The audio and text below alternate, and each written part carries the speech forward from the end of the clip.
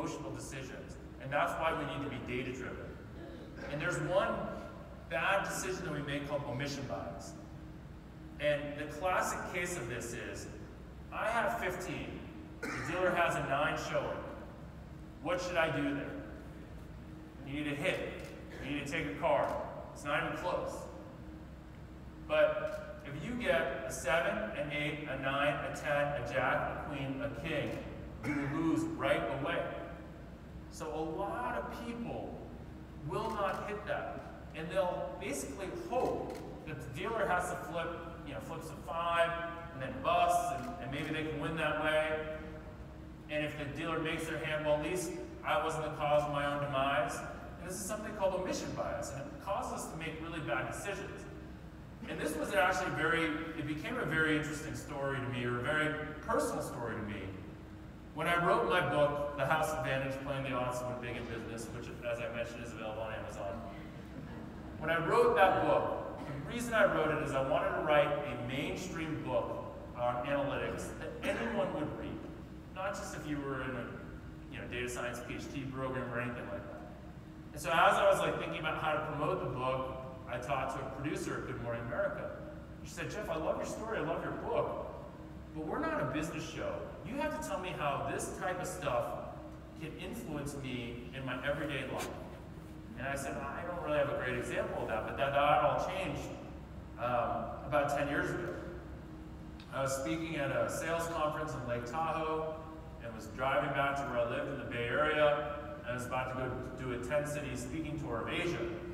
And as I'm heading home, my phone rings, and it's my dad, and my parents at that time were living near Boston. And my dad said, son, I have some bad news. I said, well, what is this? Well, your mom has suffered a stroke. And I said, is it a bad stroke? And he said, yes, it's a very bad stroke. And so I canceled my Asia tour and flew home to Boston.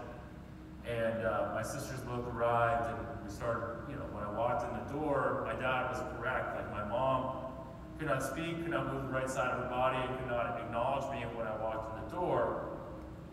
And the neurosurgeon sat down with us, and he said, hey, I want to go over your options. And we said, okay, what are they? And so normally, a woman in your mom's shape who suffered this kind of a brain bleed, we don't want to do anything. We'd like to be passive and basically let the blood absorb, and we don't want to cause any more damage by going and being, proactive.